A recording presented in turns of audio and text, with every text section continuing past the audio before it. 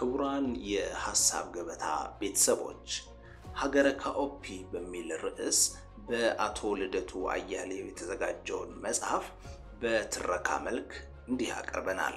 ታደምጡንና ለሌሎችም ታጋሩ ዘንድ በአክብሮት እየጠየቅን መልካም ቆይታን እንመኛለን። የሐሳብ ገበታ ምዕራፍ 6 መድብለ ምን በሀገረ ካኦፒ ዲሞክራሲን ሲናፍቁ የኖሩት የሀገሪቱ ልሂቃን የፕሬዝዳንት ካሊቲን የለውጥ አዋጅ ተከትሎ የተለያዩ ፓርቲዎችን በመመስረት ለምርጫ ውድድር ራሳቸውን ማዘጋጀት ጀመሩ።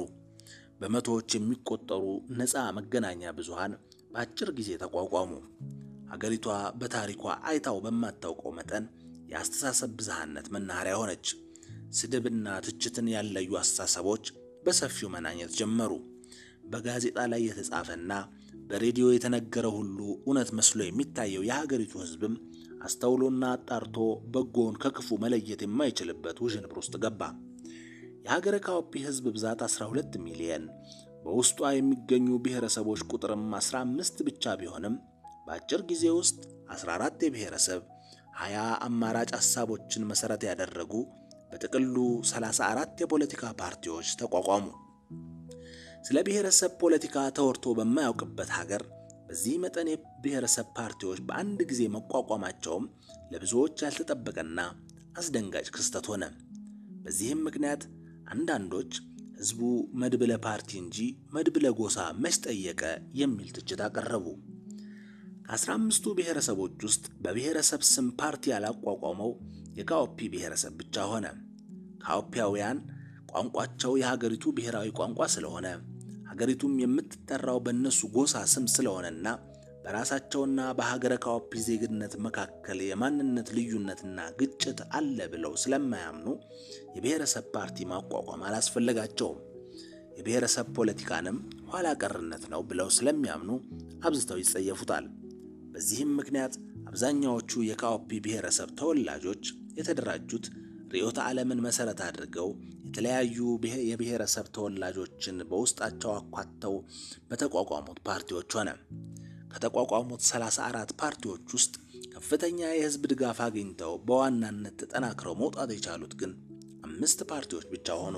አንደኛው ስልጣን በመፈንቅለ መንግስት የያዘውና በፕሬዝዳንት ካሊቲ የሚመራው የብሔራዊ ኮንግረስ ፓርቲ ሲሆን የዚህ ፓርቲ አመራር አባላት በአብዛኛው በቀድሞ ስርዓት ውስጥ የተለያየ ኃላፊነት የነበራቸውና ራሳቸውን ከማንም በላይ ሀገር ወዳድና የለውጥ ኃይል አድርገው የሚያዩ ናቸው።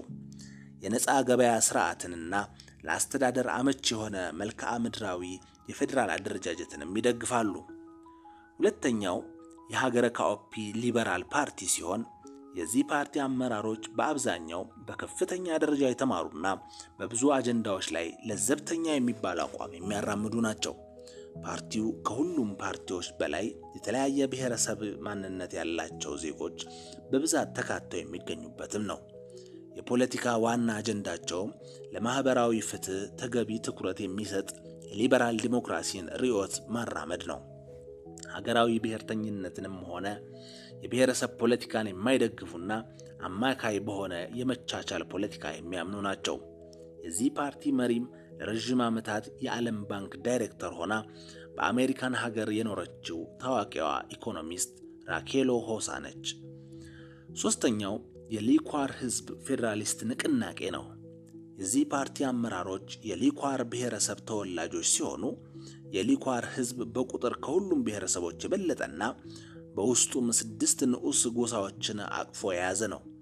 የዚህ ብሔረሰብ ተወላጅ የሆኑ ፖለቲከኞች የሊኳር ህዝብ ባለፉት መንግስታት የሚገባውን ስልጣን ሳያገኝና ሲጨቆን ኖሯል ብለው የሚያምኑ ናቸው።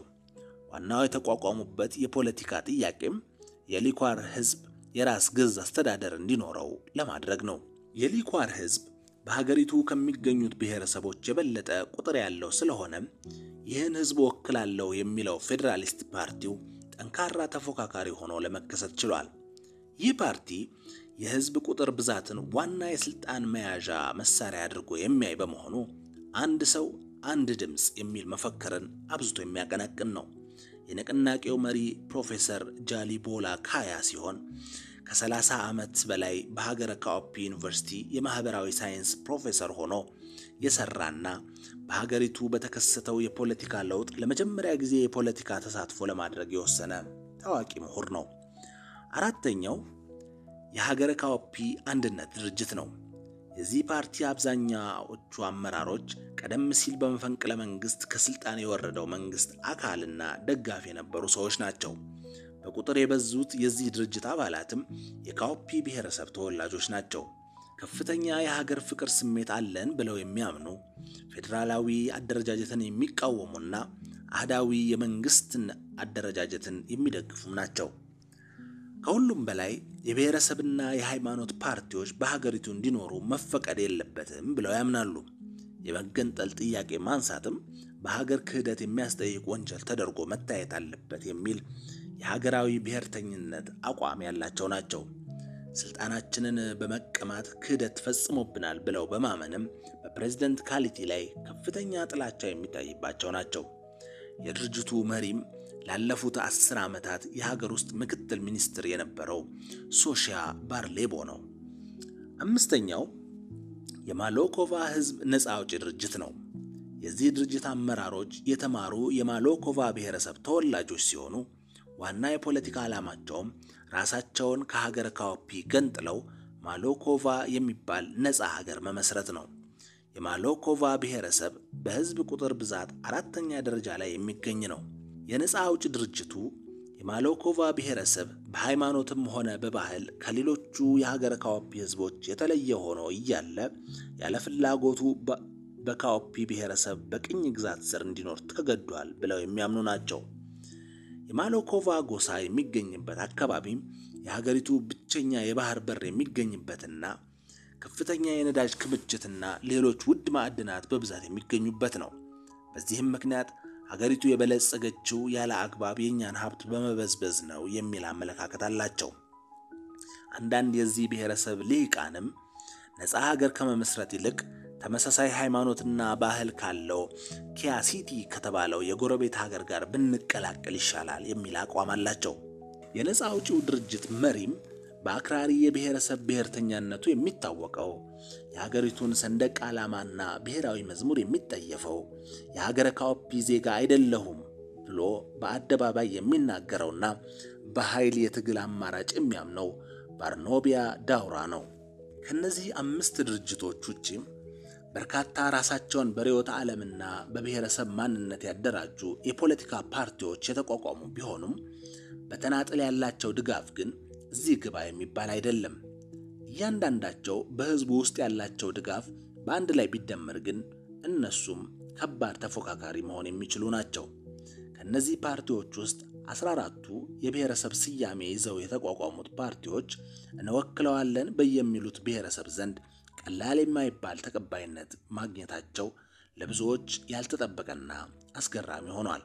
በተለይም የሀገረ ካኦፒ ህዝብ ጠንካራ የጋራ ሀገራዊ ስሜት አዳብሯል ብለው ያምኑ ለነበሩትና ራሳቸውን በዜግነት ላደራጁት ፓርቲዎች ጉዳዩ አስደንጋጭ ሆኖባቸዋል። የአንድነት ፓርቲውና አንዳንድ ታዋቂ ምሁራን ለፖለቲካ ፓርቲነት በሃይማኖትና በብሔረሰብ መደራጀት በህግ መከልከል አለበት በማለት አጥብቀው የተከራከሩ ቢሆንም የካሊቲ መንግስት ግን በደፈናው ዲሞክራሲያዊ መብታቸው ነው በማለት ተቋማቸውን ሳይቀበለው ቀረ። እንኳንስ በብሔረሰብ ማንነት መደራጀትን የመገንጠል ጥያቄን የሚያቀነቅሩ ፓርቲዎችንም በህጋዊነት እንዲመዘገቡ ፈቀደላቸው። አንድ በውስጡ የሐሳብ ልዩነትን የሚያስተናግድና ብቃት ያላቸው ግለሰቦችን ያሰባሰበ ጠንካራ መንግስት እንጂ ብዙሃን ፓርቲ ለሀገረ ካኦፒያውያን አያስፈልገንም የሚል አቋም የሚያራምደው ደራሲ ኒሻም 34 ፓርቲዎች መቋቋማቸውን ሲሰማ ሀገረ ካኦፒና ራስን በራስ የማጥፋት የፖለቲካ ጅማሬ በሚል ርዕስ በሀገሪቱ አንድ ታዋቂ ጋዜጣ ላይ ሰፊ ትችት በመጻፍ በተጀመረው ሂደት ላይ ያለውን የጠነከረ ተቃውሞ አቀረበ። በዚህ ተቃውሞ ትችቱም ሀገረ ካኦፒ መድብለ ሐሳብ እንጂ መድብለ ፓርቲና መድብለ ጎሳ አያስፈልጋትም በማለት በአጽንኦት ተከራከረ። በተለይም ጎሳን የፖለቲካ የመደራጃ መሳሪያ እንዲሆን መፍቀድ ሀገረ ካኦፒን ወደ በጎ ለውጥ ሳይሆን ወደ ማያቋርጥ ነውጥና ቀውስ የሚያስገባ ነው በማለት የተሰማውን ስጋት ገለጸ። ምዕራፍ 7 ካሊቲና ምርጫ።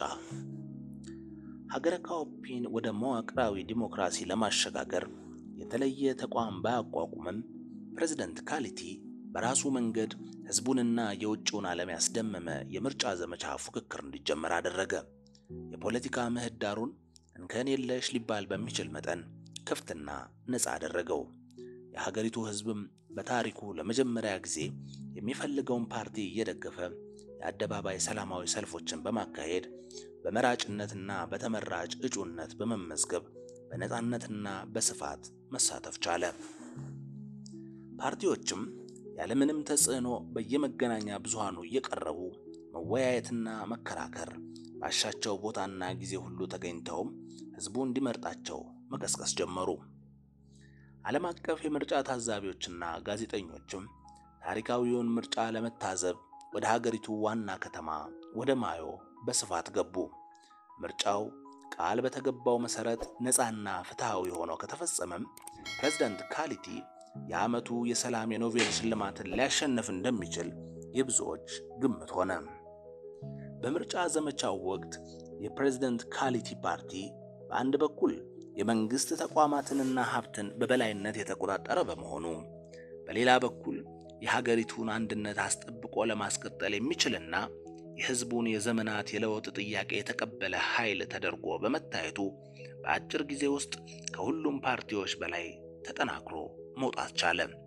ፕሬዝዳንት ካሊቲም ምርጫውን በቀላሉ አሸንፎ መንግስቱን እንደሚቀጥል ወደ እርግጠኛነት የተጠጋ በራስ መተማመን አደረበት። በዚህም ምክንያት የፖለቲካውን ምህዳር ለሁሉም ተፎካካሪዎች ያለምንም ገደብ ክፍት አደረገው። ልቅ የሆነ የመደራጀትና የመናገር ነፃነት ሀገረ ካኦፒን አብዝቶ አጥለቀለቃት። ካሊቲ የለውጥ ሐዋርያ በመባል በሀገር ውስጥ ብቻ ሳይሆን በዓለም አቀፍ ሚዲያዎችም ተሞገሰ። የሊበራል ፓርቲው በተማረውና በከተሜው ህዝብ ዘንድ ከፍተኛ የህዝብ ተቀባይነት ያለውና የፓርቲው መሪም እጅግ ታዋቂና ባለዝና ሰው ስለሆነች የፕሬዝዳንት ካሊቲ ፓርቲ ዋና ተፎካካሪ እንደሚሆን ግልጽ እየሆነ መጣ። በተለይም ተቀራራቢ አመለካከት ያለን ተቃዋሚ ፓርቲዎች በምርጫው ተባብረን መቅረብ ይገባናል የሚል አጀንዳ ሊበራል ፓርቲው በስፋት ማቀንቀን በመጀመሩ ቀላል በማይባል ህዝብ ከፍተኛ ትኩረትና ድጋፍ ማግኘት ጀመረ። በምርጫው ማን ሊያሸንፍ ይችላል የሚለው ጥያቄም የበለጠ አጓጊና ልብ ሰቃይ የሆነ መጣ። በተለይም የካሊቲ ፓርቲና የሊበራል ፓርቲው ምርጫውን እንደሚያሸንፉ በእርግጠኛነት መንፈስ በየበኩላቸው መናገር ጀመሩ። ይህ ፉክክር የበዛበት ምርጫ ወደ ፍጻሜው እየተቃረበ ሲመጣ አንዳንድ ታዋቂ ዓለም አቀፍ የዲሞክራሲ ተቋማትና ሚዲያዎች የቅድመ ምርጫ የዳሰሳ ጥናት አካሄዱ። የጥናታቸው ውጤትም ያልተጠበቀ ሆኖ ብቅ አለ። በምርጫው አንድ ፓርቲ ብቻውን አብላጫ ድምጽ ሊያገኝ እንደማይችል፣ በዚህም ምክንያት የጥምር መንግስት ማቋቋም የግድ አስፈላጊ ሊሆን እንደሚችል፣ የጋራ የጥምር መንግስት ለማቋቋም ከተስማሙ ተቃዋሚዎች መንግስት የመሆን የተሻለ ዕድል እንደሚኖራቸው የሚጠቁም ሆነ። የምርጫው የድምጽ መስጫ ዕለት 15 ቀናት እስኪቀሩት ድረስ ነገሮች ያለምንም ችግር በጥሩ ሁኔታ ሲካሄዱ ታየ። የዚህ የቅድመ ምርጫ የዳሰሳ ጥናት ውጤት ይፋ ከሆነ በኋላ ግን ያልታሰቡ ክስተቶች መታየት ጀመሩ። አንድ ምሽት ላይ ፕሬዝዳንት ካሊቲ በሀገሪቱ ቴሌቪዥን ጣቢያ ላይ ድንገት ቀርቦ ምዕራባውያን ለሊበራል ፓርቲው ከፍተኛ ገንዘብ በመመደብ የምርጫውን ውጤት ለማዛባትና የራሳቸውን አሻንጉሊት መንግስት ለማስመረጥ ሴራ እየጎነጎኑ መሆኑ ታውቋል። በዳሰሳ ጥናት ስም የምርጫውን ውጤት የሚያዛባ የተሳሳተ መረጃ ለህዝብ ማሰራጨትም ጀምረዋል። አንዳንድ ጎረቤት ሀገሮችም ተገንጣይ ኃይሎችን ደግፈው የምርጫውን ሂደት ሀገራችንን ለማዳከምና ለማፍረስ እየተጠቀሙበት መሆኑን ደርሰንበታል። ስለዚህ በምርጫ ሰበብ ሀገራችን እንዳትፈርስ ህዝቡ ነቅቶ መጠበቅ አለበት የሚል ማስጠንቀቂያ ሰጠ። በቀጠሉት ቀናትም ያልተለመደ የጸጥታ ኃይሎች ስምሪት በሀገሪቱ ከተሞች በስፋት መታየት ጀመረ። ካሊበር አናታቸው ላይ ያጠመዱ ወታደራዊ ተሽከርካሪዎች በየጎዳናው አብዝተው ሲመላለሱ ታዩ። ምን ሊከሰት ነው የሚል ከፍተኛ ስጋትና ግራ መጋባትም በህዝቡ ውስጥ ተፈጠረ።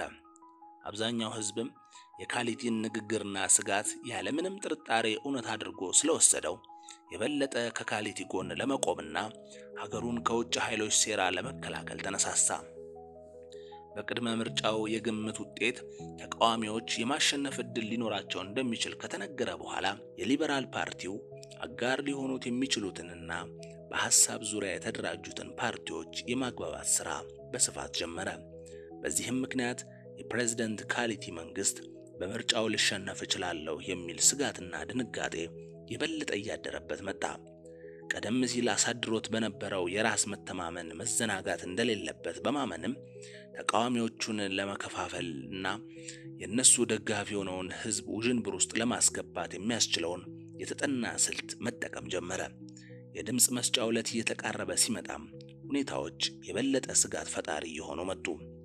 የድምጽ መስጫው ዕለት 10 ቀን ሲቀረው ከዋና ዋና ተቃዋሚ ድርጅቶች ውስጥ ከውጭ ኃይሎች ጋር በድብቅ ተገናኝተው በሀገሪቱ ላይ ሲያሴሩ ደረስኩባቸው ያላቸውን 7 የተቃዋሚ ፓርቲ አመራር አባላት በቁጥጥር ስር መዋሉን የካሊቲ መንግስት አሳወቀ።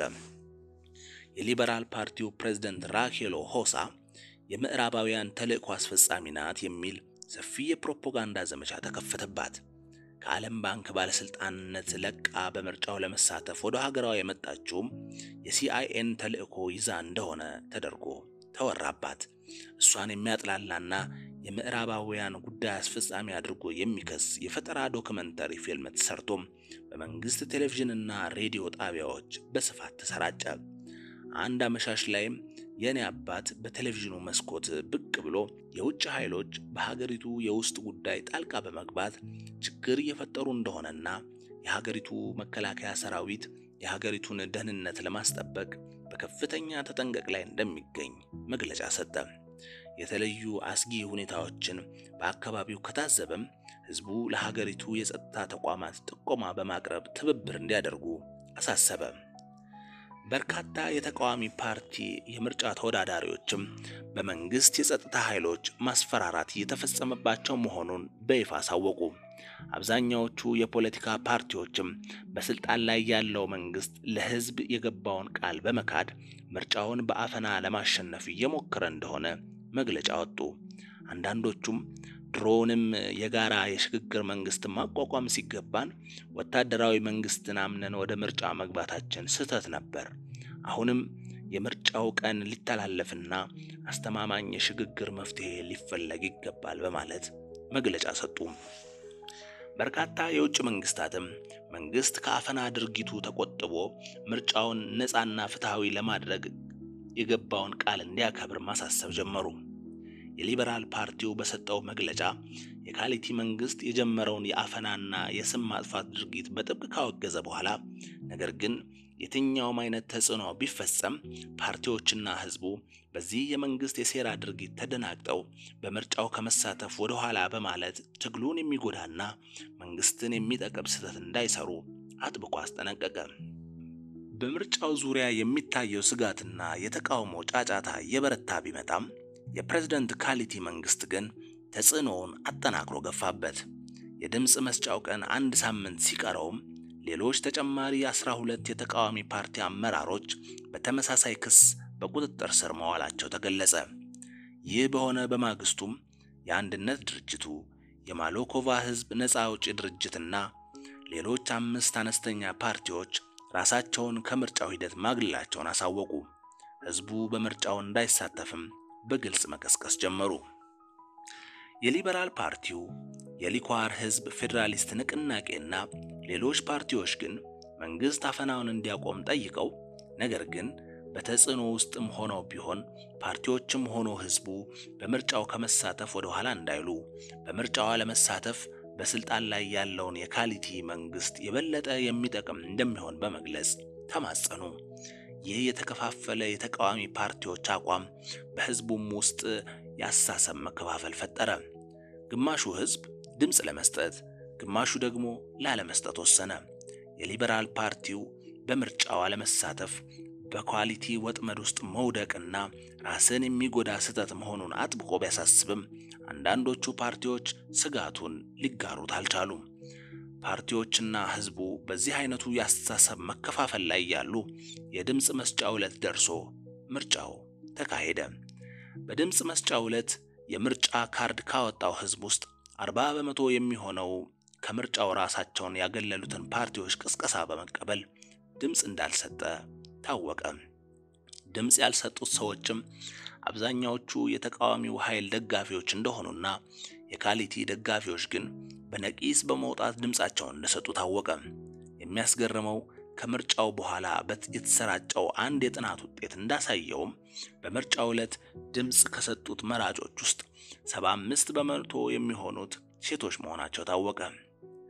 ድምጽ ላለመስጠት ወስነው በቤታቸው ከዋሉት ሴቶች ውስጥ አንዷ የማሎኮቫ ነፃ አውጪ ድርጅት ደጋፊ የሆነችው የኔ እናት ነች። በምርጫው መሳተፍ ለካሊቲ መንግስት ያለ አግባብ ዕውቅና መስጠት ነው በሚል አስተሳሰብ እናቴ ከራሷም አልፋ ሌሎችም ወጥተው ድምጽ እንዳይሰጡ ተቀሰቅስ ነበር። ፖለቲካ ምንም የማይገባት የኔ ሚስት ጭምር እናቴን ለማስደሰት ስትል ድምጽ ሳትሰጥ ቀርታለች።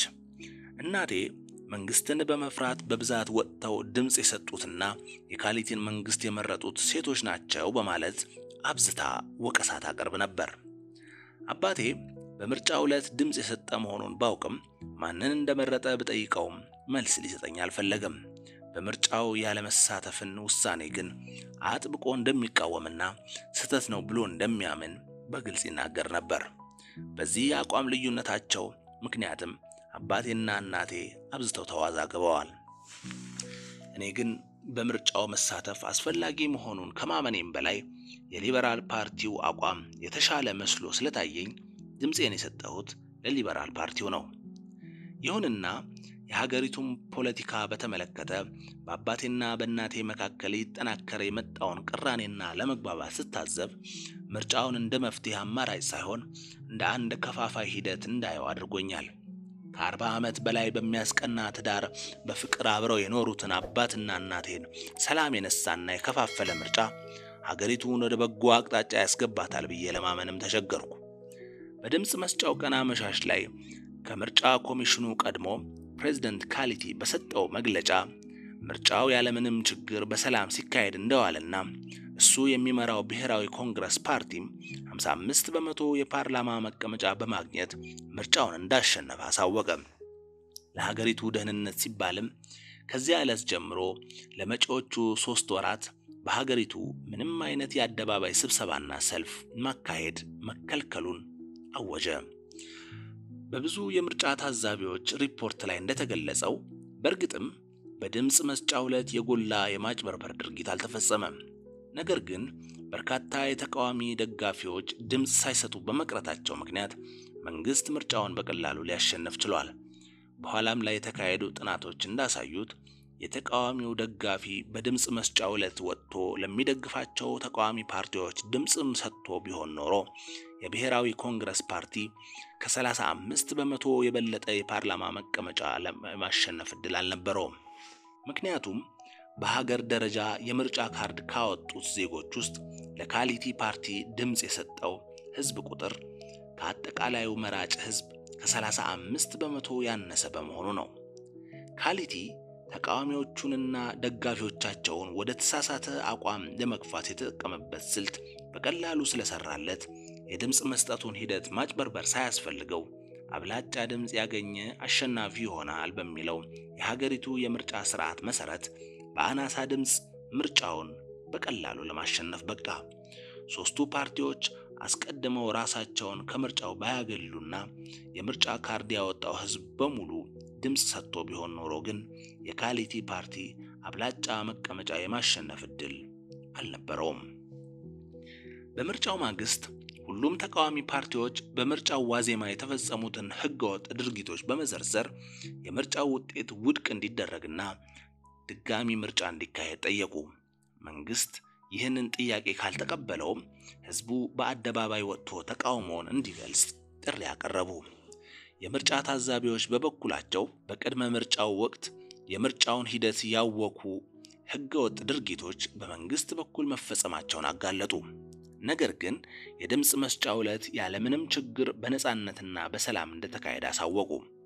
የፕሬዝዳንት ካሊቲ መንግስትም የውጭ ጠላት ተላላኪ የሆኑ ተቃዋሚዎች በምርጫ ያጡትን ስልጣን በህገወጥ አመጽና ግርግር በአቋራጭ ለማግኘት የሚያደርጉትን ሙከራ የማይታገስና የማያዳግም ህግ የማስከበር እርምጃ እንደሚወስድ አስጠነቀቀ።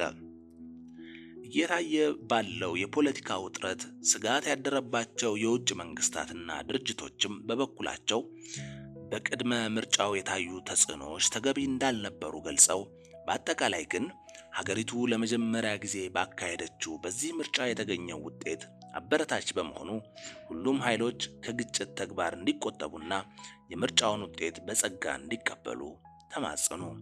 የተጀመረውን የዲሞክራሲ ሂደትም በተረጋጋ ሁኔታ ማስቀጠል አስፈላጊ እንደሆነ አጥብቆ አሳሰቡ። በመንግስት በኩልም የፖለቲካ እስረኞችን እንዲፈታና ከማንኛውም የሰብአዊ መብት ጥሰት እንዲቆጠብ ጠየቁ። የሊበራል ፓርቲው በበኩሉ የመንግስትን ህገወጥና ኢሰብአዊ ድርጊት ማውገዝና መታገሉ ተጠናክሮ መቀጠል እንዳለበት ገልጾ ነገር ግን በዚህ የመጀመሪያ ምርጫ ተቃዋሚዎች 45 በመቶ ድምጽ ማግኘታችን በራሱ አበረታች ውጤት ነውና ይህንን ውጤት አስጠብቆ ማስቀጠል በሚያስችል ጥንቃቄ ከኃይል አማራጭ የጸዳ ሰላማዊ ትግልን ልናካሄድ ይገባል በማለት አሳሰበ። በካሊቲ መንግስት በመታለሉ የተበሳጨው ህዝብ ግን የትኛውንም አይነት የማረጋጋት ምክር የመስማት ፍላጎት አልነበረውም። ምርጫው በተጠናቀቀ በአራተኛው ቀን ምርጫው ይደገም የሚል መፈክር ይዞና የመንግስትን ክልከላ ጥሶ በየከተሞቹ አደባባይ ለተቃውሞ በገፍ ወጣ። የመንግስት የጸጥታ ኃይሎች በመጀመሪያዎቹ 2 ቀናት በዱላ በአስለቃሽ ጭስና በጎማ ጥይት ሰልፈኛውን ለመቋቋምና ለመበተን ሞከሩ። ከ3 ቀን በኋላ የህዝቡን አመጽ መቋቋም ሲሳናቸው ግን በገፍ ያፈሱ ማሰርና በሰው ላይ ጥይት መተኮስ ጀመሩ። ለ15 ተከታታይ ቀናት በተካሄደው አመጽም ከ30,000 በላይ ሰው ሲታሰር ከ120 በላይ ዜጎች አይተኬ ህይወታቸውን አጡ። ሀገሪቱ ረፍታታ በአመጹ በመናጥ በታሪኳ አይታው የማታውቀውን የፖለቲካ ቀውስ አስተናገደች። ሀገረ ካኦፒ ከምርጫው በፊት ከነበረችበት ሁኔታ በባሰ የፖለቲካ ቀውስ ውስጥ ገባች። የፕሬዝዳንት ካሊቲ መንግስት ከወታደራዊ ኃይሉ ጋር የረጅም ጊዜ ትስስር ስለነበረው በቀላሉ ለህዝብ አመጽ የሚንበረከክ አልሆነም። የተለያዩ ስልቶችን እየቀየሰ አመጹን በሂደት የማዳከም ስራ ሰራ። ተቃዋሚዎቹና የሚደግፋቸው ህዝብ ግን ለእንዲህ አይነቱ የአመጽ ትግል ልምድ አልነበራቸውም። ትግሉን የሚመሩት የፖለቲካ ድርጅቶችም አዲስ ከመሆናቸውም በላይ እንዲህ አይነት የህዝብ ትግል የመምራት ልምድና ዝግጅት ስላልነበራቸው የመንግስትን የኃይል እርምጃ መቋቋም አልቻሉም።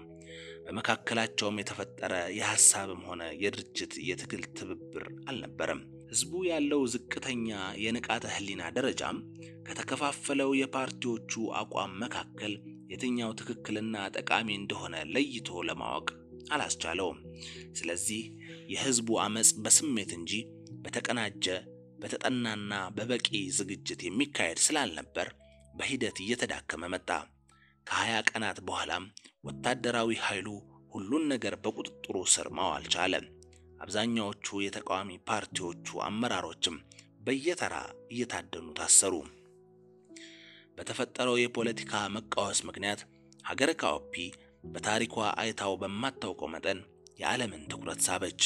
ታዋቂ ዓለም አቀፍ መገናኛ ብዙሃን የየዕለቱ ወሬያቸው ስለ ሀገረ ካኦፒ ህዝብ አመጽና መንግስት እየፈጸመ ስላለው የሰብአዊ መብት ጥሰት ሆነ። በሰላማዊ አመጽ ላይ የተሳተፉ 120 ሰዎች በመንግስት ተገደሉ መባሉ ዓለምን ያስደነገጠ ዜና ሆነ። የውጭ መንግስታትና ዓለም አቀፍ ድርጅቶችም መንግስት ያልተመጣጠነ የኃይል እርምጃ መውሰዱን እንዲያቆም፣ የፖለቲካ እስረኞችን በአስቸኳይ እንዲፈታና የተፈጸሙ የሰብአዊ መብት ጥሰቶችና ግድያዎችም በገለልተኛ አካል ተጣርተው ጥፋተኞች በህግ ተጠያቂ እንዲሆኑ ጥሪ ያቀረቡ። ነገር ግን ሀገረ ካኦፒ ከውጭ እርዳታና ብድር ጥገኝነት ነፃ የሆነች ሀገር በመሆኗ ምክንያት የምዕራባውያኑ ተጽዕኖ የካሊቲን መንግስት እምብዛም የሚያስጨንቀው አልሆነም። የፕሬዝዳንት ካሊቲ መንግስት የአመጽ እንቅስቃሴውን በቁጥጥሩ ስር መዋሉን ካረጋገጠ በኋላ ሀገሪቱን የማረጋጋት ሥራ መስራት ጀመረ። እስረኞችን ፈታ። ተፈጽሟል የተባለውን የሰብአዊ መብት ጥሰት የሚያጣራ አንድ ኮሚሽን ማቋቋሙንም ይፋ አደረገ። ሀገሪቱን ከውጭ ኃይሎች ጣልቃ ገብነት ለመጠበቅ በሚል ሰበብም በሀገሪቱ የታወጀው አስቸኳይ ጊዜ አዋጅ ለተጨማሪ 6 ወራት እንደሚራዘም አሳወቀ። ምርጫው ከተጠናቀቀ ከአንድ ወር በኋላ በምርጫው ውጤት መሰረት አዲስ ፓርላማና መንግስት በሀገሪቱ ተቋቋመ። ካሊቲም የመጀመሪያው የሀገሪቱ ጠቅላይ ሚኒስትር ሆኖ በፓርላማው ተመረጠ። መንግስትም ሀገረ ካኦፒ በታሪኳ ለመጀመሪያ ጊዜ በህዝብ የተመረጠ መንግስት ባለቤት ሆነች የሚል ፕሮፓጋንዳ በስፋት ማሰራጨት ጀመረ። ጠቅላይ ሚኒስትር ካሊቲም የበርካታ የውጭ መንግስታት የእንኳን ደስ አለህ መልእክት ጎረፈለት። በመጀመሪያው የፓርላማ ንግግሩም ሀገረ ካኦፒን ከእንግዲህ ከዲሞክራሲና ከብልጽግና ጉዞዋ ሊገታት የሚችል ምንም አይነት ምድራዊ ኃይል እንደሌለ፣ ይህ እውን እንዲሆን ግን ህዝቡ ሀገሩን ከውጭ መንግስታት ጣልቃ ገብነት ነቅቶ መጠበቅ እንዳለበትና ተቃዋሚዎችም የውጭ ኃይሎች መጠቀሚያና ተላላኪ ከመሆን እንዲቆጠቡ አሳሰበ። ካሊቲ በተቃዋሚዎቹ ላይ በተደጋጋሚ ለሚያቀርበው የውጭ ኃይል ተላላኪነት ክስ ተጨባጭ መረጃ አቅርቦ የማያውቅ ቢሆንም ወንጀላውን የሚያቀርበው ግን ሁልጊዜም በከፍተኛ የእርግጠኛነት ስሜት ውስጥ ሆኖ ነበር። ፓርላማው ሲቋቋም ተቃዋሚዎች በምርጫ ካሸነፉት 45 በመቶ መቀመጫ ውስጥ 20 በመቶውን ያሸነፈው የሊበራል ፓርቲና ሌሎች 5 በመቶ መቀመጫዎችን ያሸነፉ አናሳ ፓርቲዎች ብቻ መቀመጫቸውን ተረከቡ። ቀሪውን 20 በመቶ መቀመጫ ያሸነፉት ፓርቲዎች ግን ለተቋቋመው መንግስት ዕውቅና ልንሰጠው አይገባም በሚል ፓርላማ ሳይገቡ ቀሩ። እነዚህ ፓርላማ አንገባም ያሉ ፓርቲዎች በህዝቡና አዲስ በተቋቋሙት የግል መገናኛ ብዙሃን ዘንድ እንደ ሐቀኛና ጀግና በመቆጠር ተወደሱ። ፓርላማ የገቡት ደግሞ እንደ ፈሪና ከሃዲ ተቆጥረው ተወገዙ።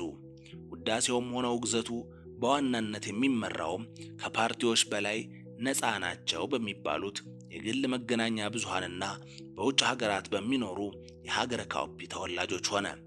በተለይም የማህበራዊ ሚዲያው መስፋፋት ጽንፈኛ አመለካከትን በፍጥነት በህዝቡ ውስጥ ለማስፋፋት ምቹ ሁኔታን ፈጠረ።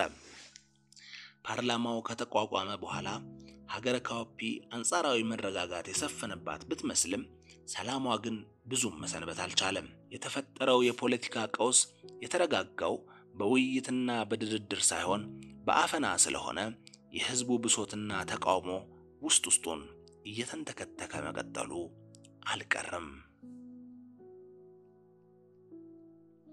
ምዕራፍ 8 የውድቀት ጅማሮ።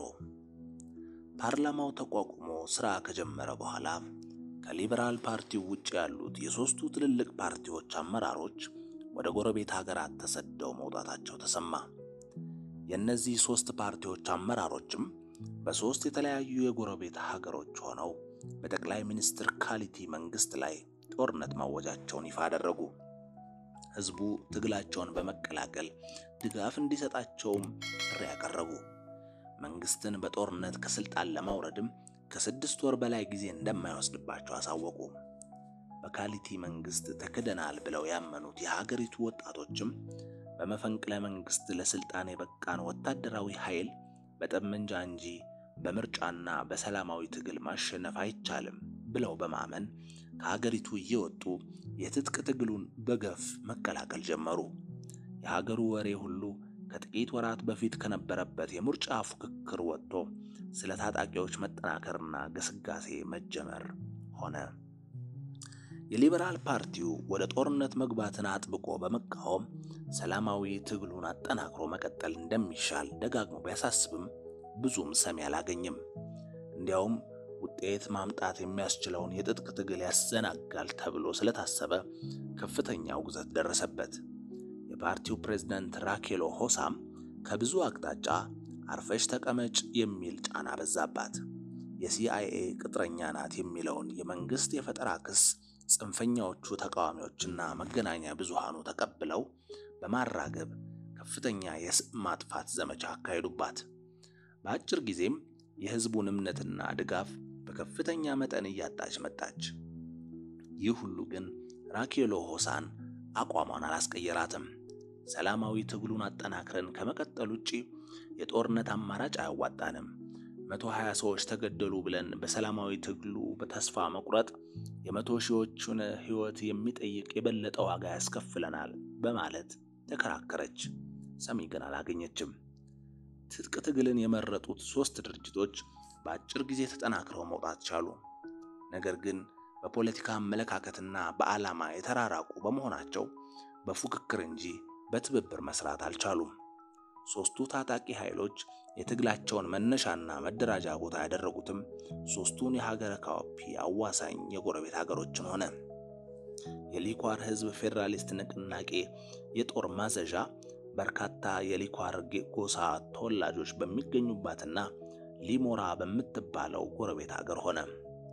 የማሎኮቫ ህዝብ ነፃ አውጪ ድርጅት ደግሞ መሰረቱን ያደረገው የማሎኮቫ ህዝብ የሚገኝበትን ግዛት በባለቤትነት በምትጠይቀውና ከሀገረ ካኦፒ ጋር የረጅም ጊዜ ቅራኔ ካላት ኪያ ሲቲ ከምትባለው የጎረቤት ሀገር ሆነ።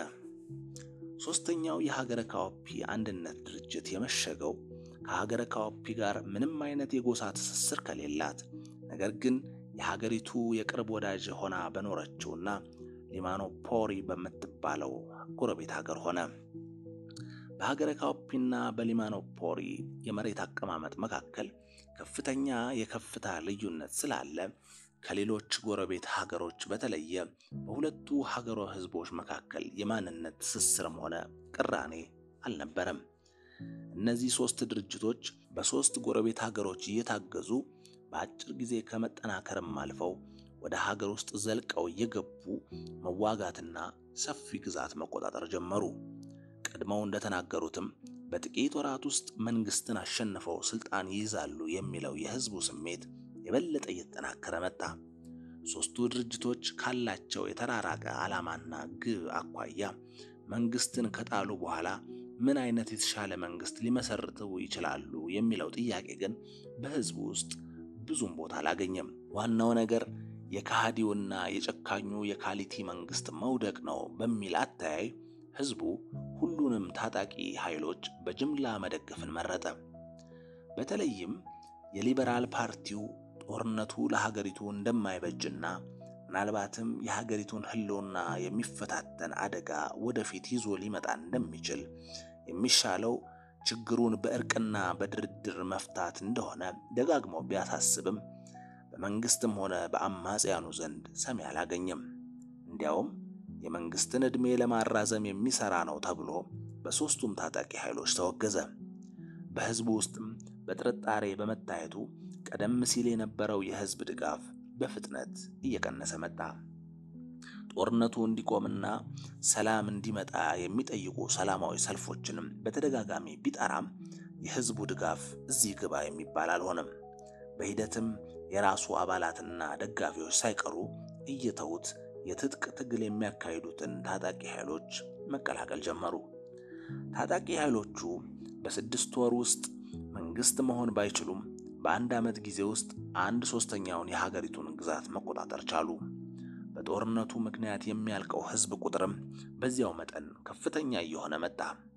ከቅኝ ግዛት ዘመን ጀምሮ የተገነባው የሀገሪቱ መሰረተ ልማትም መፈራረስ ጀመረ። ራሱን እንደ አንድ ሀገር ህዝብ ይቆጥር የነበረው የሀገረ ካኦፒ ህዝብም የመንግስትና የተቃዋሚዎች ደጋፊ በመሆን እየተከፋፈለ መጣ። ከመንግስት ጋር ባለው ልዩነት ብቻ ሳይሆን በተቃዋሚ ድርጅቶቹ መካከል ያለው የተካረረ ልዩነትም በህዝቡ ውስጥ የተካረረ ክፍፍል የሚፈጥር ሆነ። የሀገሪቱ የፖለቲካ ልሂቃን ያለፉ ጥቃቅን ቁርሾችን እያነሱ በታሪክ ጉዳይ እርስ በርስ መካሰስ ጀመሩ። አብዛኛው ህዝብም በጥቂት ዓመታት ውስጥ በስፋት በተራመደው የጥላቻ ፖለቲካ ምክንያት ባህሪው እየተለወጠ በመምጣቱ ያለ አመሉ ነጭናጫና ብሶተኛ መሆን ጀመረ። ጦርነቱ በተጀመረ በአመቱ የማሎኮቫ ህዝብ ነፃ አውጪ ድርጅት የማሎኮቫ ብሔረሰብ የሚኖርበትን ከ2/3 በላይ የሚሆን ግዛት ተቆጣጥሮ የራሴን ነፃ ሀገር ለመመስረት ተቃርቤያለሁ አለ። ይህን ማለቱ የሀገሪቱን ሕዝብ አብዝቶ አስቆጣው። የሀገሪቱ አንድነት ችግር ውስጥ ሊገባ ነው በሚል ከፍተኛ ስጋትም አንዳንዶች እንደገና መንግስትን ለመደገፍ ተገደዱ። የአንድነት ድርጅቱም ከእንግዲህ ጦርነት የማካሄደው ከካሊቲ መንግስት ጋር ብቻ ሳይሆን ከተገንጣዩ የማሎኮቫ ነፃ አውጪ ድርጅት ጋር መሆኑ ይታወቅልኝ አለ። የፌዴራሊስቱ ንቅናቄም የማሎኮቫ ህዝብ ነፃ አውጪ ድርጅት በቅርቡ ያሰራጨው የሀገር ካርታ የሊኳር ህዝብን ድንበር የሚጋፋ ስለሆነ ጦርነት እንደታወጀብን እንቆጥረዋለን በማለት አስጠነቀቀ።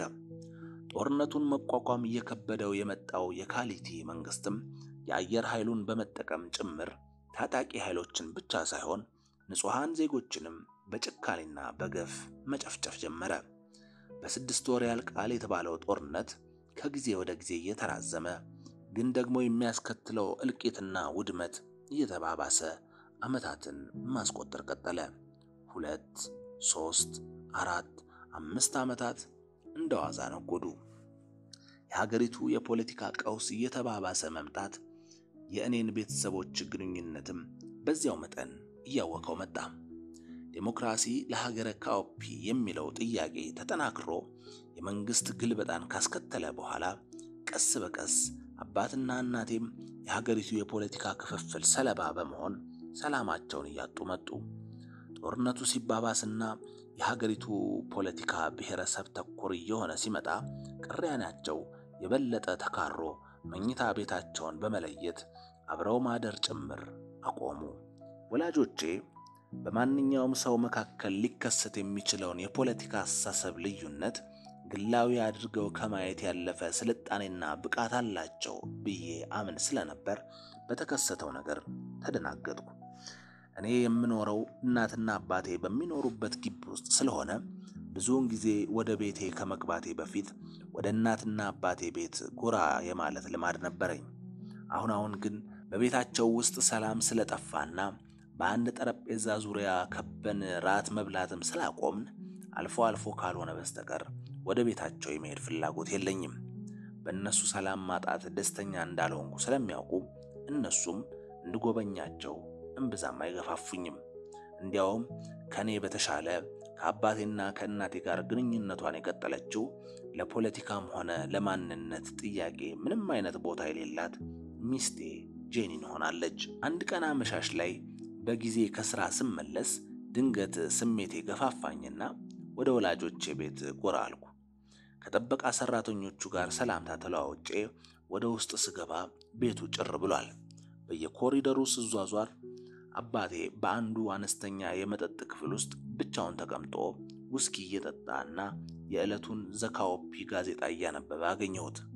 ሞቅ ያለ ሰላምታ ከተለዋወጥን በኋላ እኔም አንድ ቢራ ከፈትኩና ከጎኑ ተቀመጥኩ። ማሚስ አልኩት።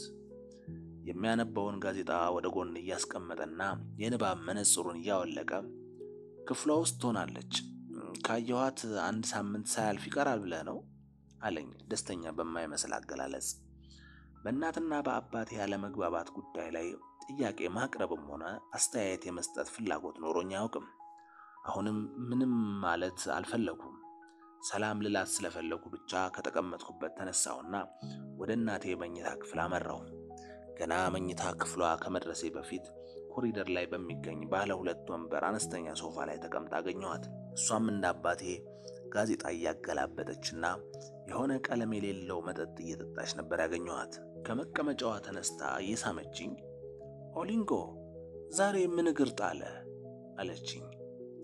ከተገናኘን ቆየን እኮ፣ በጊዜ ከስራ ስለተመለስኩ ጎራ ብዬ ላያችሁ ፈለጉ አልኳትና ለደቂቃዎች ከጎኗ ቁጭ ብዬ ትንሽ ሐሳብ ተለዋወጥን። ስለ ሚስቴና ስለ ልጆቼ፣ ስለ ስራና ስለ ሀገራችን ወቅታዊ ሁኔታ ተጨዋወትን። ልለያት ስልም የሀገራችን ጉዳይ አሳሳቢ የሆነ ነው፣ ወዴት እየሄድን እንደሆነ አላውቅም አልኳት። ብዙ ማውራት አልፈለገችም። በደፈናው አትጨነቅ፣ ካልደፈረሰ አይጠራም አለችኝ ቀለል ባለ ስሜት። ደፍርሶ ቢቀርስ በማለት ጠየቋት። ብዙ ለማውራት አልፈለገችም። ሁሉም ነገር የራሱ መንገድ አለው። ሐሳብ አይግባ አለችኝ በደፈናው። እናቴን ተሰናብቻት ወደ አባቴ ተመለስኩ። የጀመርነውን መጠጥ እየተጎነጨን ከሱም ጋር ለአንድ ሰዓት ያህል አወራን። አባቴ ደስተኛ ስሜት ውስጥ እንዳልሆነ ገጽታው ላይ በግልጽ ይነበባል። በሥራ ብዛትም ተጨናንቋል። እረፍት የለውም። የወሬ መጀመሪያ እንዲሆነኝ ያህል ዛሬ እንዴት በጊዜ ቤት መምጣት ቻልክ? ፋታ አገኘህ? በማለት ጠየቅኩት። ሀገር በጦርነት የታመሰ ምን ፋታ አለ ብለህ ነው? አብዛኛውን ጊዜ ቢሮ ውስጥ እያደርኩ በቀን ከ20 ሰዓት በላይ ነው የምሰራው። አንዳንዴ ግን ጥላው ካልወጣ በስተቀር የሚያልቅ ስራ የለም። በውጥረት ትፈነዳለህ። ትንሽ ከራሴ ጋር ማውራት ፈለኩና በጊዜ ከቢሮ ወጥቼ ወደ ቤቴ መጣሁ አለኝ። አንዳንድ ቤተሰባዊ ጉዳዮችን ካወራን በኋላ ጦርነቱን ማሸነፍ እየቻላችሁ አይመስልም። አማጽያኑ ቀስ በቀስ ወደ መሃል ሀገር እየገቡ ነው። አቅም አጣችሁ? በማለት ጥያቄን አስከተልኩ። መጀመሪያ ላይ ነው እንጂ መጠንቀቅ፣ ጦርነት አንድ ጊዜ ከተጀመረ በኋላ በቀላሉ ልትወጣበት አትችልም። የኛ ሀገር ጦርነት ደግሞ እየተወሳሰበ መጥቷል። ቀላል የማይባል የውጭ ኃይሎች እጅ ገብቶበታል። ፖለቲካው ጎሰኝነት እየተቀላቀለበት ስለመጣም የህዝብ ለህዝብ ጦርነት የመሆን አዝማሚያ እየታየበት ነው። በቀላሉ ልንወጣው የምንችል ጦርነት አልሆነም አለኝ በስጋት ስሜት ውስጥ ሆኖ። በእኔ በኩል ስለ ጦርነቱ ሳስብ ባለ 3 ፈርጅ ስጋት እየተሰማኝ እጨነቃለሁ። የመጀመሪያው ምስቅልቅል በሆነ የፖለቲካ የኃይል አስተላለፍ እየተካሄደ ያለው የወቅቱ ጦርነት በመጨረሻ ሀገራችንን ወደ መፍረስ አደጋና የእርስ በርስ እልቂት እንዳያስገባት ሰጋለሁ። ሁለተኛው የካሊቲ መንግስት ጦርነቱን አሸንፎ በስልጣን ላይ መቀጠል ከቻለ ሀገረ ካኦፒ እንደ ቀድሞ የሚቀናባት ሰላማዊና ለኑሮ የተመቸች ሀገር ሆና እንደማትቀጥል በመረዳት እጨነቃለሁ። ሶስተኛውና የመጨረሻው አማጽያኑ ጦርነቱን አሸንፈው መንግስት ለመሆን ከበቁ በአባቴ መከላከያ ሚኒስትር መሆን ምክንያት የኔና የቤተሰቦቼ ዕጣ ፈንታ ምን ሊሆን ይችላል በማለት አስፈሪ ስጋት ይሰማኛል። ከዚህ ጭንቀቴና ስጋቴ በመነጨ እንደማታሸንፉ ካወቃችሁ ለምን ችግሩ በድርድር እንዲፈታ አትሞክሩም? ህዝብ በከንቱ ከሚያልቅ፣ የሀገር ሀብት ከሚወድ ሰላማዊ አማራጭን ማሰብ አይሻልም? በማለት ጠየቁት። አባቴ ከያዘው ውስኪ ደጋግሞ ከተጎነጨ በኋላ ወደ ጣራው አሻቅቦ እያየ አዎ፣ ከሰላማዊ ድርድር ውጭ ጦርነቱ ሌላ መፍትሄ የለውም። ነገር ግን ካሊቲ በህይወትና በስልጣን ላይ እስካለ ድረስ በዚች ሀገር ሰላማዊ መፍትሄ ሊመጣ አይችልም። የሚታሰብ አይደለም አለኝ ተስፋ በቆረጠ መንፈስ። ለምንድነው ካሊቲ ሰላማዊ መፍትሄን የማይቀበለው? ህዝብ ሲያልቅና ሀገር ሲፈርስ ዝም ብሎ ይታያል እንዴ? ጦርነቱ በዚህ ከቀጠለ የሱስ ስልጣን አደጋ ላይ መውደቁ መች ይቀራል? እውነት ነው። ጦርነቱ በዚህ ከቀጠለ እንኳንስ የሱ ስልጣን አጠቃላይ የህዝቡና የሀገሪቱ ህልውና አደጋ ውስጥ ነው የሚወድቀው። ግን ካሊቲ ደንታው አይደለም። ለካሊቲ ስልጣኑ ከራሱና ከቤተሰቦቹ ህይወት ከህዝብና ከሀገር ህልውና ጭምር በላይ ነው። የስልጣን ጥም ያሳበደው ጨካኝና ደንቆሮ ሰው ነው። የካሊቲን አይነት በስልጣን ጥም ያበደን ሰው ጦርነቱ ለራሱ ስልጣንና ህይወትም አደጋ ይዞ እንደሚመጣ በምክንያታዊ ክርክር ማሳመን አትችልም። አንተ የሚታይህ አደጋ ለካሊቲ ፈጽሞ ሊታየው አይችልም። እሱ በራሱ የቅዠት ዓለም ውስጥ የሚኖር ሰው ነው። በህይወት እስካለው ድረስ የሀገሪቱ ብቸኛ መሪ እኔ ነኝ ብሎ ራሱን አሳምኗል አለኝ በንዴት። አባቴ በዚህ መጠን ካሊቲን ሲተቸው ስሰማ ተገረምኩ። በአባቴ ለመጀመሪያ ጊዜ እንዳፍሬ ያደረገኝንና በምርጫው ሰሞን ስለ ካሊቲ የሰጠውን የተጋነነ አድናቆት አስታወስኩና አጋጣሚውን ተጠቅሜ ላነሳበት ፈለጉ። አባባ አልኩት ፈራ ተባያልኩ። አንድ ነገር ልጠይቅ እፈልጋለሁ። ስለ ካሊቲ ያለ እውነተኛ መረዳት ይህ ከሆነ ለምንድነው የምርጫው ሰሞን ስለሱ እንደዚህ አይነት የማይገባ አስተያየት ቴሌቪዥን ላይ ወጣ የሰጠው? አልኩት ፈርጠም ብዬ። ምን ነበር ያልኩት በማለት እኔኑ መልሶ ጠየቀኝ ፈገግ እያለ። ረሳኸው በመገረም ጠየቁት። ኦሊንጎ ሳታምንበት ወይም በውሸት የተናገርከውን ነገር እኮ በቀላሉ ትረሳዋለህ። አስታውሰኝ ምን ነበር ያልኩት አለኝ በድጋሜ ቀልዴን አይደለም በሚል አይነት ስሜት። እንዴ አባባ ሊረሳ የሚችል ንግግር አይደለም እኮ የተናገርከው። ካሊቲን እጅግ አዋቂና ሀገር ወዳድ መሪ እንደሆነ አድርገህ ነው የተገለጽከው። እውነቱን ልንገርህ በህይወቴ ለመጀመሪያ ጊዜ በአንተ በአባቴ እንደዚያ ቀን ሀፍረት ተሰምቶኝ አያውቅም። አሁን ደግሞ የምትነግረኝ ሙሉ በሙሉ ተቃራኒ ነገር ነው። ይህ እኮ ያሳደገኝና የማውቀው የአባቴ ባህሪ አይደለም አልኩት በድፍረት። አባቴ ፈጥኖ መልስ አልሰጠኝም። ጥቂት ሰከንዶችን በዝምታ አሳለፈ። ከመቀመጫው በዝግታ ተነስቶ ወደ እኔ ቀረብ በማለት በሁለት እጆቹ ሁለት ትከሻዎችን ይዞ ኦሊንጎ ባትነግረኝም አንተንም ሆነ ሌሎች ወዳጅ ዘመዶችን በዚያ ንግግር ላስከፋችሁና ላሳፍራችሁ እንደምችል በደንብ አውቃለሁ። ስለሆነው ነገር ይቅርታ አድርግልኝ። ከመፈንቅለ መንግስቱ በኋላ እዚህ ቤት ራት እየበላን የተናገርኩትን የምታስታውስ ይመስለኛል። በመጥፎ የታሪክ አጋጣሚ ራሴን በመጥፎ ቦታ ላይ እንዳገኘው ተናግሬ ነበር አለኝ ትካዜ ባጠላበት የዝግታ አነጋገር። አዎ አስታውሳለሁ አልኩት። ስለዚህ አሁን ያለሁበት ስልጣን ላይ እስከቀጠልኩ ድረስ ስለ ካሊቲ እንደዚያ ብዬ ከመናገር ውጪ ሌላ አማራጭ የለኝም። የሁሉና ጉዳይ ስለሆነ ወደፊትም ተመሳሳይ ነገር ልናገር እንደምችል መጠበቅ አለብህ። በእርግጥ ለራሴም ሆነ ለእናንተ ሞራል ፈታኝ እንደሆነ አውቃለሁ። ግን የህልውና ጉዳይ ስለሆነ ለጊዜው ሌላ አማራጭ የለኝም አለኝ ከፍተኛ የቁጭትና የጸጸት ስሜት ውስጥ ሆኖ። ቀስ ብዬ ኃላፊነቴን ለመልቀቅ ሞክራለሁ ብለህን ነበርኩ። እሱን ማድረግ አይቻልም አልሁት በጭንቀት መንፈስ። እሱን እያሰብኩበት ነው፣ ግን እስካሁን ውሳኔ ላይ አልደረስኩም። ለምን ከበደ? ከዚህ በኋላ በዚህ አይነት ስልጣን መቆየት ምን ይጠቅማል? ለኔ ቀላል ውሳኔ አይደለም። የግል ደህንነቴ ብቻ ሳይሆን የሀገሪቱና የህዝቡ ህልውና ያሳስበኛል። ባለ 5 ኮከብ ጀነራል፣ የሀገሪቱ የታላቁ ኒሻን ተሸላሚና መከላከያ ሚኒስትር ለመሆን የበቃውባትን ሀገር የግል ደህንነቴን አስበልጬ ኃላፊነትን መሸሽን ቀላል ውሳኔ ሆኖ አላገኘሁትም። በእንዲህ አይነት ክፉ ቀን ሀገርና ህዝብን መክዳት የሞት ሞት ነው። የኔንም ሆነ ያንተን የወደፊት ታሪክ በዋዛ ላበላሸው አልችልም አለኝ በከፍተኛ የቁጭት ስሜት ውስጥ ሆኖ። ሌላ ምን አማራጭ አለ? ሳታምንበት በዚህ ሁኔታ ከካሊቲ መንግስት ጋር መስራትስ ሀገርና ህዝብን መክዳት አይደለም አልኩት ግራ በመጋባት።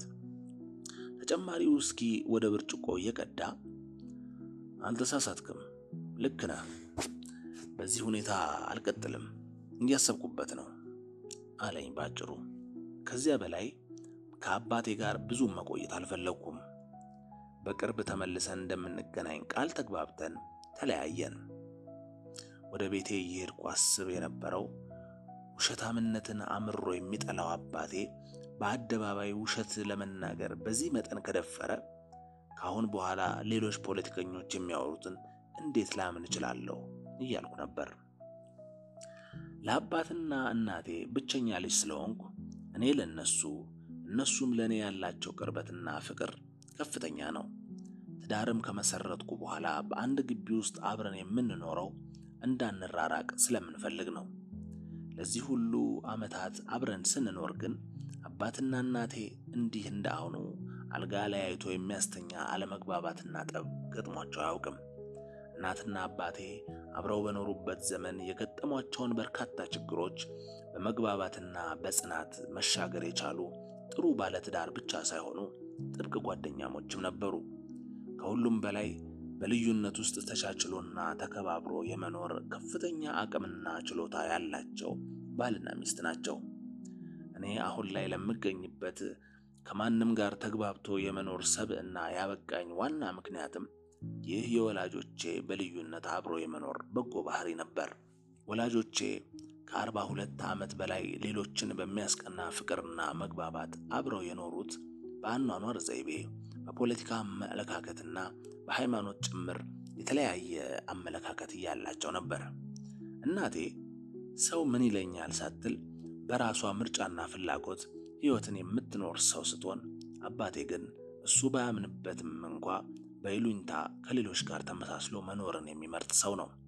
በፖለቲካ አመለካከት ረገድም እናቴ አብዮተኛነትን የምትወድና ግራ ዘመም ርዕዮት የሚማርካት ሰው ስትሆን፣ በተቃራኒው አባቴ በአዝጋሚ የመሻሻል ለውጥ የሚያምንና በብዙ ጉዳዮች ላይ የወግ አጥባቂነት ዝንባሌ ያለው ሰው ነው። ከሁሉም በላይ ለብዙ ባለትዳሮች አብሮ መኖር እንቅፋት በሚሆነው በሃይማኖት ጉዳይ ሳይቀር አባትና እናቴ የተለያዩ ናቸው።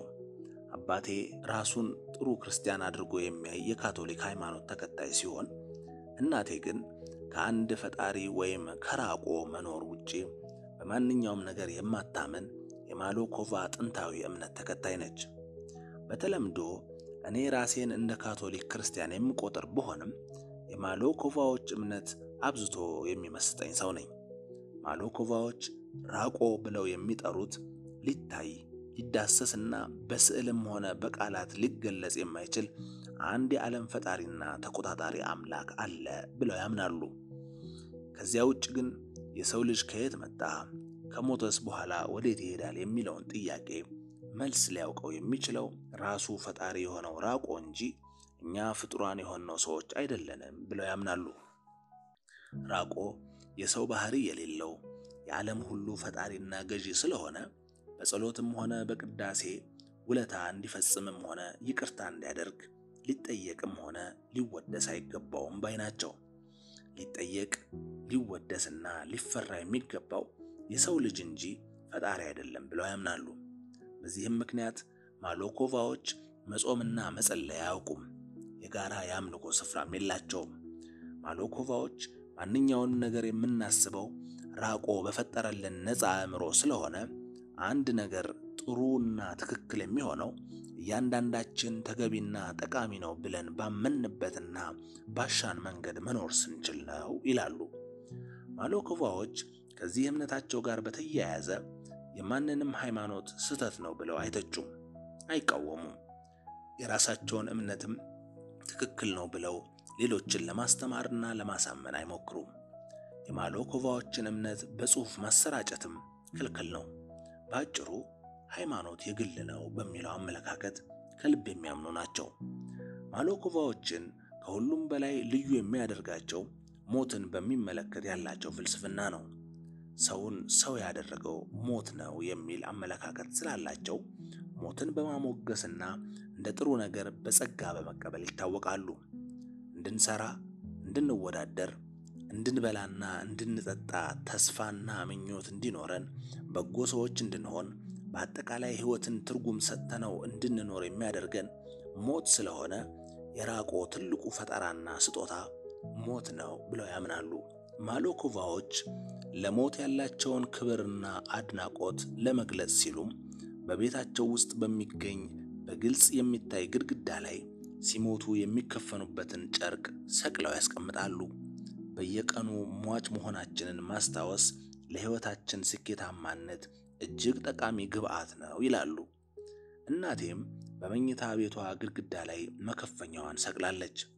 ከዚህ ፍልስፍናቸው ጋር በተያያዘ ማሎኮቫዎች ሰው ሲሞት በደስታ ይሸኙታል እንጂ አያለቅሱም። የሚቀብሩትም በግቢያቸው ውስጥ ወይም በመኖሪያ ቤታቸው አጠገብ ነው። በአጠቃላይ ማሎኮቫዎች ፈጣሪን በሰው መልክና ባህሪ መግለጽም ሆነ ራስን በፈጣሪ ቦታ ተክቶ የሰው ልጅ እንዴት እንደተፈጠረና ከሞት በኋላ ወዴት እንደሚሄድ አውቃለሁ ብሎ መፍረድ ስህተት ነው ባይ ናቸው። የሰው ልጅ እንኳንስ ስለ ፈጣሪው ፍላጎትና ውሳኔ ስለ ራሱ ማንነት ያለው ዕውቀት እጅግ ኢምንት ነው ባይ ናቸው። በዚህም ምክንያት አናውቅም የሚለው ቃል ሰፊው የእምነታቸው ምዕራፍ ነው። ማሎኮቫዎች በስጋ ዝምድና ማያምኑ የቅርበትና የርቀት ጉዳይ ካልሆነ በስተቀር የዓለም ሕዝብ ሁሉ ዘመድ አዝማድ ነው ብለው ያምናሉ። ይህ አመለካከታቸውም በሰው ልጅ እኩልነት ላይ ጠንካራ እምነት እንዲኖራቸው አስችሏቸዋል።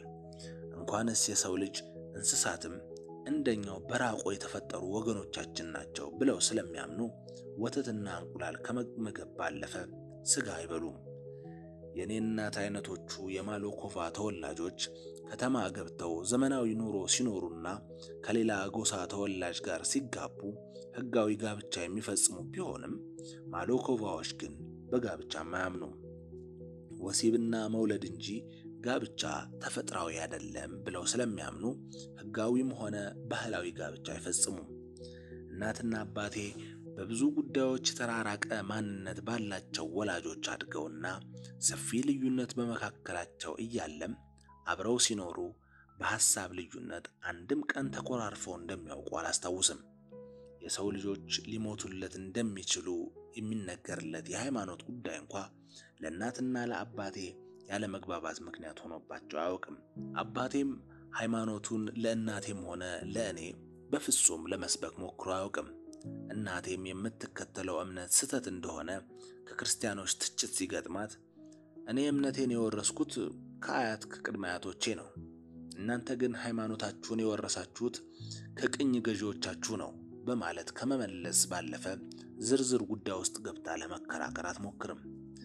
እንደዚህ በሰፊ ልዩነት ውስጥ ተቻችለውና ተከባብረው በመኖር ያሳደጉኝ እነዚህ ቤተሰቦቼ አሁን ላይ ከብሔረሰብ ፖለቲካ ጋር በተያያዘ በመካከላቸው በተፈጠረ ቅራኔ ምክንያት አልጋቸውን ለይተው ለማደር ጭምር መገደዳቸው እንቆቅልሽ ሆነብኝ። የብሔረሰብ ጉዳይ ከሌሎች የማንነት ልዩነቶች በበለጠ ምን ያህል በሰዎች ልብ ውስጥ ቦታ ቢኖረው ነው እናትና አባቴን በዚህ መጠን የከፋፈላቸው የሚል ጥያቄ በአእምሮዬ እየተመላለሰ የበለጠ ቆጠቆጠኝ። እስካሁን ለዚህ ጥያቄ መልስ ለማግኘት ባደረጉት ሙከራ ለመረዳት የቻልሁት እናቴም አባቴም ልክ መሆናቸውን ነው። የአባቴን የማንነት ስነ ልቦና የሁላችንም መገለጫ አድርጌ ሳይ መኖሬ ስህተት መሆኑን አሁን እየተገነዘብኩ መጥቻለሁ። ከቅርብ ጊዜ ወዲህ መገንዘብ የቻልኩት እናትና አባቴ ከመጋባታቸው በፊት በተለያየ የማንነት ስነ ልቦና ተቀርጸው ያደጉ ሁለት ሰዎች መሆናቸውን ነው። ከዚህ ስነ ልቦና የመነጨውን ልዩነት ዕውቅና ሰጥቶና ተቻችሎ ከመኖር ውጪ አንዳቸው ሌላቸውን ለማሳመን የሚችሉበት እድል እንደሌለ ተረድቻለሁ። እኔም ሆንኩ ሀገረ ካኦፒ ለገጠመን የወቅቱ ከማንነት ጋር የተያያዘ ችግር ከዚህ የተለየ መፍትሄና ምርጫ ያለን አይመስለኝም። ማንም ሰው ስለራሱ ማንነት ከራሱ በላይ ማንም ሊያውቅለትም ሆነ ሊወስንለት እንደማይችል ከልብ ያምኛለሁ። እናም ማሎኮቫዎች በሃይማኖት ጉዳይ ሰባኪና ተሰባኪ መኖር የለበትም ብለው እንደሚያምኑት ሁሉ እኔም ከማንነት ጋር በተያያዘ ጉዳይ የማንንም የእኔነት ብያኔ በጸጋ መቀበል እንጂ ተከራክሮ ለማሳመንና ለማመን መሞከር አስፈላጊ አይደለም የሚል ድምዳሜ ላይ ደርሻለሁ። እናቴም አባቴም ልክ ናቸው የሚል አቋም ላይ ደረስኩትም በዚሁ ምክንያት ነው። ያሸንፋለው ስሌት ሀገሪቱ ባልተቋረጠ ጦርነት ውስጥ ባለችበት ሁኔታ ሁለተኛው ሀገራዊ ምርጫ ደረሰ። አማጽያኑ ከ50 በመቶ በላይ የሆነውን የሀገሪቱን ግዛት ተቆጣጥረው የሚካሄደውን ሀገራዊ ምርጫ ትርጉም አልባ ለማድረግና የካሊቲን መንግስት በተጨባጭ ቅቡልነት ሊያሳጡት ቢሞክሩም በቀላሉ አልተሳካላቸውም። 40 በመቶ የሚሆነው አካባቢ በአማጽዮቹ ቁጥጥር ስር የወደቀ ቢሆንም መንግስት በቀሪው የሀገሪቱ ክፍል ምርጫውን ለማካሄድ ወሰነ። መንግስትን በጦርነት እንጂ በምርጫና በሰላማዊ ትግል ማሸነፍ አይቻልም የሚለው የአማጽያኑ አስተሳሰብ በአብዛኛው ህዝብ ዘንድ ተቀባይነት በማግኘቱ በዚህኛው ምርጫ አብዛኛው ህዝብ በመራጭነት ሳይመዘገብ ቀረ። የሊበራል ፓርቲውና ጥቂት ተቃዋሚ ፓርቲዎች ምርጫው ነፃና ፍትሃዊ እንደማይሆን አስቀድሞ የሚታወቅ ቢሆንም ህዝቡ በመራጭነት ተመዝግቦ የምርጫ ካርድ እንዲይዝ አጥብቀው አሳሰቡ። ምርጫ አንድ ከፍተኛ የትግል መድረክ ስለሆነም ተቃዋሚ ፓርቲዎች በሙሉ አቅማቸው ወደ ምርጫው ገብተው እንዲሳተፉና ትግሉን ለማጠናከር እንዲጠቀሙበትም ጥሪ ያቀረቡ። የአገዛዙ አፈና ከቀጠለና ምርጫውን ማቀብ አስፈላጊ ሆኖ ከተገኘም በቅድሚያ የህዝቡ የምርጫ ካርድ ይዞ መገኘት አስፈላጊ እንደሆነ ተናገሩ። ሂደቱን ገምግሞ አንድ ቦታ ላይ ምርጫውን ማቀብ ጠቃሚ ሆኖ ከተገኘም የበለጠ ትርጉም የሚኖረው የፓርቲዎቹ አለመሳተፍ ሳይሆን ተወዳዳሪዎቹ ፓርቲዎችና የምርጫ ካርድ በእጁ የያዘው መራጩ ህዝብ በጋራ ምርጫውን ማቀብ ሲችሉ እንደሆነ በመግለጽ ፓርቲዎችና ህዝቡ በምርጫው እንዲሳተፉ ለመቀስቀስ ሞከሩ። በተቃዋሚዎችም ሆነ በህዝብ ዘንድ ግን ጩኸታቸው አድማጭ አላገኘም። በዚህም ምክንያት በሁለተኛው ሀገራዊ ምርጫ የምርጫ ካርድ ያወጣው ህዝብ ቁጥር ከመጀመሪያው ምርጫ በግማሽ ያነሰ ሆነ። መንግስትም ምንም አይነት ተጽዕኖ መፍጠር ሳያስፈልገው ምርጫው በነፃነት እንዲካሄድ አደረገ። አስቀድመው የምርጫ ካርድ ያወጡት በአብዛኛው የመንግስት ደጋፊዎች ስለሆኑ መንግስት በምርጫው ሂደት ላይ ምንም አይነት ማጭበርበር ሳያስፈልገው ምርጫውን 94 በመቶ አሸነፈ። ሊበራል ፓርቲው 5 በመቶ፣ ሌላ አንድ ተቃዋሚ ፓርቲ ቀሪውን 1 በመቶ መቀመጫ አገኙ። ይህ 94 በመቶ አሸነፍኩ የሚባልበት የምርጫ ውጤት ምርጫው ያለ ፉክክር የተካሄደ መሆኑን ማሳያ ነው የሚል ሰፊ ትችት ቀረበበት። የካሊቲ የብሔራዊ ኮንግረስ ፓርቲ ግን የምርጫው ውጤት የሀገረ ካኦፒ ህዝብ በብዙሃን ፓርቲ ሳይሆን በአንድ ጠንካራ አውራ ፓርቲ የመመራት ፍላጎት ያለው መሆኑን የገለጸበት ምርጫ ነው በማለት ተመጻደቀ። መንግስት ያለምንም እንከን የተካሄደ ታሪካዊ ምርጫን እንዳሸነፈ በመግለጽ የያዘውን ስልጣን በቀላሉ ለሌላ 5 ዓመታት ማራዘም ቻለ። የምርጫው ታዛቢዎችም ተቃዋሚዎች በብዛት ያልተሳተፉበት፣ አነስተኛ የመራጮች ቁጥር የታየበት፣ ነገር ግን ያለምንም የጎላ ችግር የተካሄደ ነፃ ምርጫ ነው በማለት የምርጫውን ሂደት አሞካሹት። ጠቅላይ ሚኒስትር ካሊቲም በውጭ መንግስታት የተለመደ የእንኳን ደስ አለህ መግለጫ ታጅቦ እንደገና ለሌላ 5 ዓመት ሀገሪቱን በጠቅላይ ሚኒስትርነት እንዲመራ ተመረጠ። መንግስት በዚህ መጠን ምርጫውን አሸነፈ መባሉ ጦርነቱን የበለጠ አባባሰው። በህዝቡ መካከል ያለው መከፋፈልና ጥላቻም የበለጠ ተካረረ።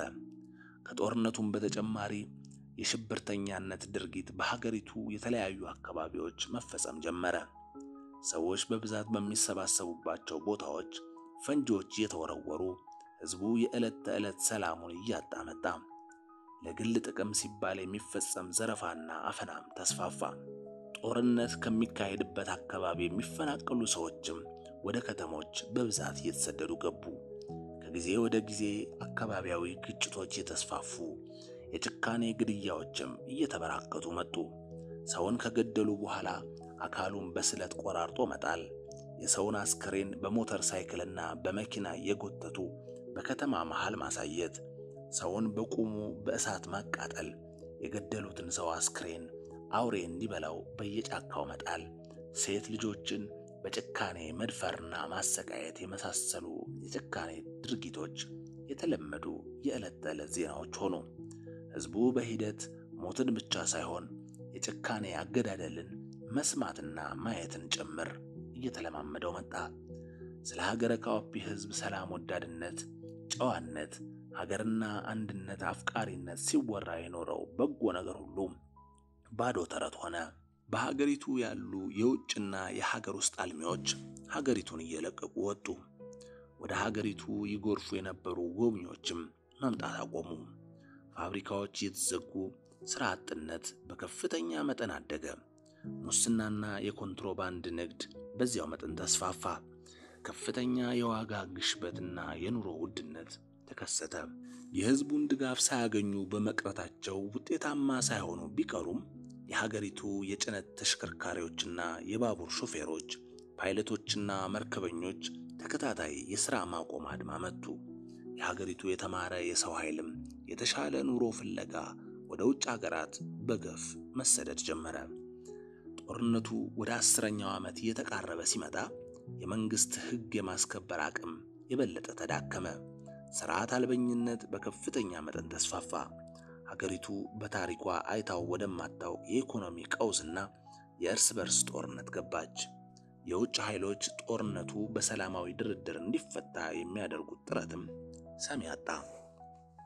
መንግስትም ሆነ ሌሎቹ ተፋላሚዎች የጦርነቱ የመጨረሻ አሸናፊ እነሱ እንደሚሆኑ በየበኩላቸው በማሰብ ጦርነቱን ለማስቀጠል እንጂ ችግሩን በሰላም ለመፍታት ፈቃደኛ መሆን አልቻሉም። ጠመንጃ ይዞ መዋጋትም የፖለቲከኞች ብቻ ሳይሆን የብዙ የጎበዝ አለቆች መተዳደሪያ ሥራ እየሆነ መጣ። በርካታ የሀገሪቱ መከላከያ ሰራዊት አባላትም መንግስትን እየከዱ አማጽያኑን መቀላቀል ጀመሩ። ከአማጽያኑ በተጨማሪ ራሳቸውን በአካባቢያዊ ማንነት ያደራጁ ታጣቂዎች በተለያዩ የሀገሪቱ ክፍሎች በስፋት ተፈጠሩ። በጦርነቱ ሂደት በርካታ ዓለም አቀፍ የጦርነት ወንጀሎችና የሰብአዊ መብት ጥሰቶች ተፈጸሙ።